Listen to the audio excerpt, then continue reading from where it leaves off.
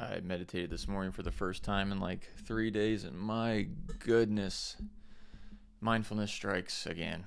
For me, there's just nothing quite like it. Nothing gives me this grounding, this kind of freedom to just breathe from my own damn brain.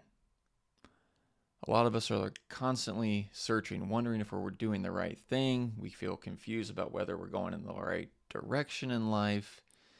And the more we try to figure things out, the more we try to use our brains to make the anxiety and the stress and the problems go away, it usually doesn't do it. And it's honestly the opposite that's usually required. Not more thinking, less thinking. You get more space and space from our brains because most of us are working.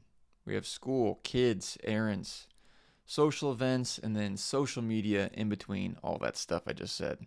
So our mind and body are in this constant, perpetual motion, this perpetual state of doing. So I ask this question to you.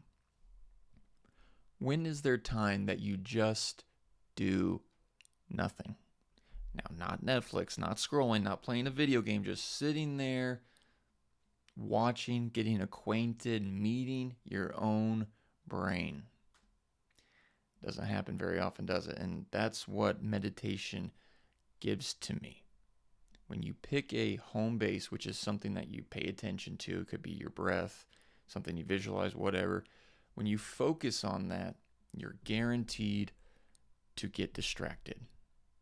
And that's where something really important happens. One of the most important neurological processes happens here. The moment you notice you're lost in thought, specific parts of the brain lights up. It registers that the mind was wandering on something that is incorrect to what you were supposed to be doing.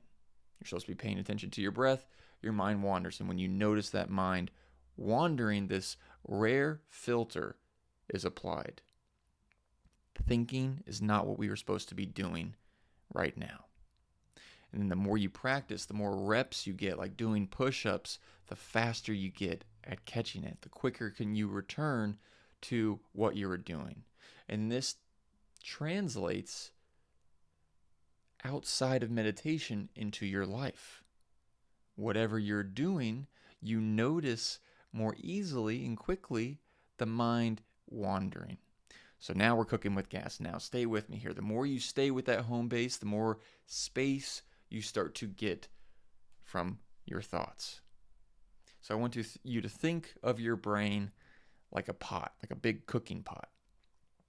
In the constant everyday thinking, the pot is usually full as hell and it feels heavy. And that's what stress can feel like. It feels like there's this weight on you. But if you can actually see when you're thinking and decide whether you want to stay on that thought train or hop off, you stop adding to the pot. And if anything, you start to drain it because it's not being filled up as much. So over time, the thoughts stop pumping at you full blast and you start to make room, just like cleaning a room, so to speak. So, it's hard to find anything in a room. It can become very cluttered and chaotic when stuff's all over the floor. But when you clean it up, it's way less overwhelming. And there's actually science behind that. Not just, the metaphor of cleaning your room. When your physical environment is cluttered, your brain doesn't just see the mess, it has to process it. And there's philosophers by the name of Andy Clark and David Chalmers. I didn't know this. They have a theory that the mind doesn't stop just at the skull. It extends to your physical environment, your tools, and your surroundings. So every pile or mess on your desk is like an open tab in your brain's browser, pulling on your prefrontal cortex, draining you. So it's not about just the room looking nice. It's about plugging these cognitive leaks, so to speak. And that's what happens for your brain in meditation. And there's actually a cleaning system in our brain, and I had no idea about this. It's called the glymphatic system. There's cerebrospinal fluid literally pulsing through your brain while you're in these deep, restful, meditative states, washing out metabolic byproducts that build up during the day. So when we're thinking a lot, when we're busy in that perpetual motion, brain fog that we can experience, or that stress, that heavy feeling, it's literal metabolic waste sitting in our synapses, which are like the neurons, the stuff in our brain. And so these meditative states or practicing mindfulness can trigger these cleaning pulses and clean out the metabolic byproducts.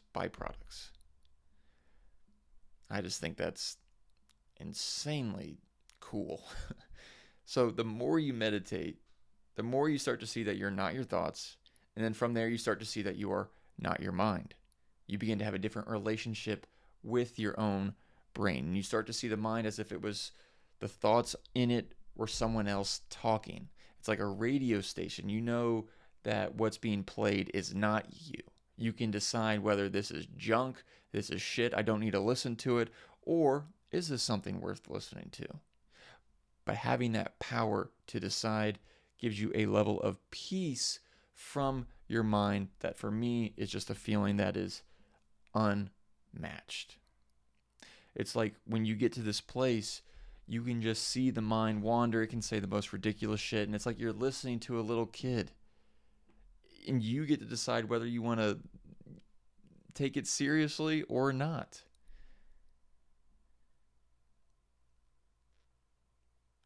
Now, I have meditated for we're going on 6 to 7 years. Thousands of sessions, breath work, yoga, various techniques I've tried, a whole bit. That said, if I don't meditate pretty much every day, these benefits that I'm talking about fade pretty damn quick.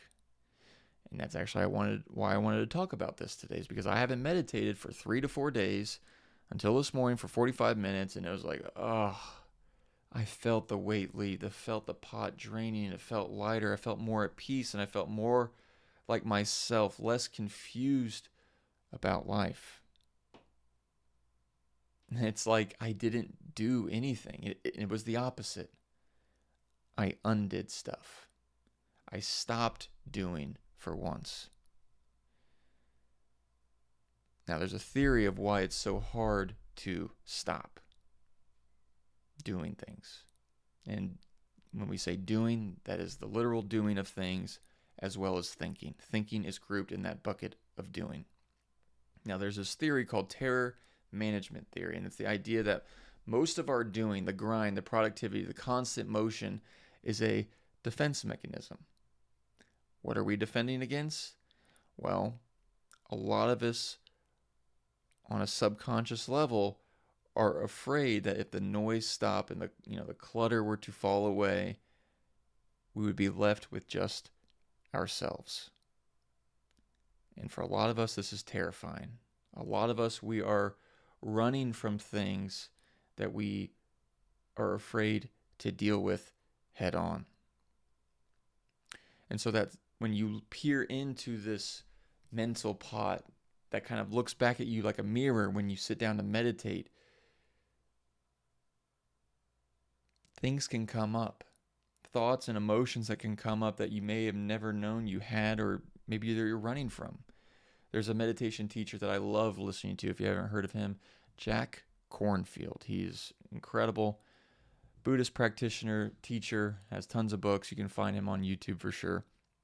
And he talks about how often on meditation retreats and when teaching meditation to others for new practitioners, when they get quiet with themselves for the first couple times, things come up, intense emotions, intense feelings, thoughts, and stories that they've been suppressing through their perpetual doing, their perpetual thinking. Now, those things aren't able to come up and to be able to be processed the way they should because of that perpetual layer of stuff that we're constantly doing. So this obviously is one of the hardest things that you can do, and it can be quite scary. It can be hard to face these demons, these things that we've been running from for so long. But when we do, on the other side is peace, is clarity, in knowing things about yourself that you would have never otherwise had known unless you sat in stillness.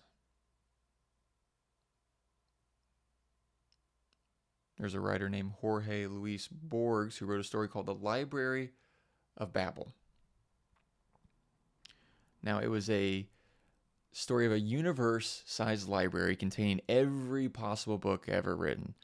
It had the truth of your death, every lost gospel and sacred wisdom, every possible lie, all in this library.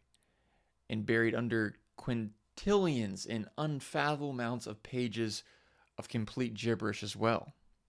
So these librarians were trying to go through this library, spending their entire lives searching for this one book that will explain their lives and make it all make sense. And this is similar to what the unmeditated mind does. It searches for that right thought that will make everything okay. Like, oh, if I think this, will this happen? No, okay, well, maybe it's this. This didn't happen today. Well, maybe if I... And it's this constant thinking, this infinite library of noise within our mind that just leads to more searching, more madness. And the only way out is just like within the story. You're not going to find the right book. And it's only when you realize you can put the book down and walk outside and get some fresh air.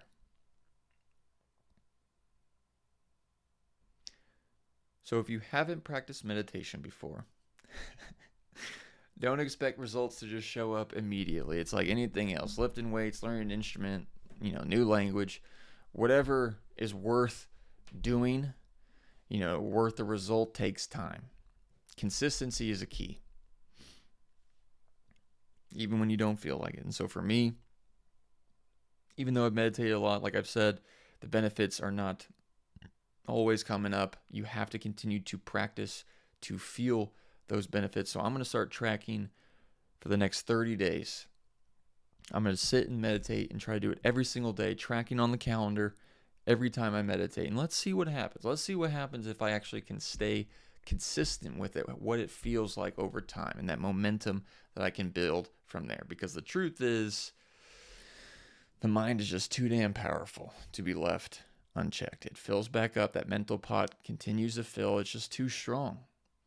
And you just don't know how much your brain dominates your every waking moment until you've tasted that peace that you could feel when the mind is a little bit quieter. So I just want to end by saying thank you to meditation. Thank you for the space that you give to me from my own mind, for the peace that it brings, and for making life feel lighter, more enjoyable, and just less serious. And now to my brain. Brain, buddy, you have to meditate. You have to. You just have too much power, and if you're left alone, you do crazy stuff. And as Kanye West said, no one man should have all that power. So, the power of meditation versus the power of the mind, one hell of a matchup. And you may not know how strong your mind is. You may not know how much it runs and dominates your life until you've tasted the richness of sweet silence. Thank you all for listening. See y'all next time.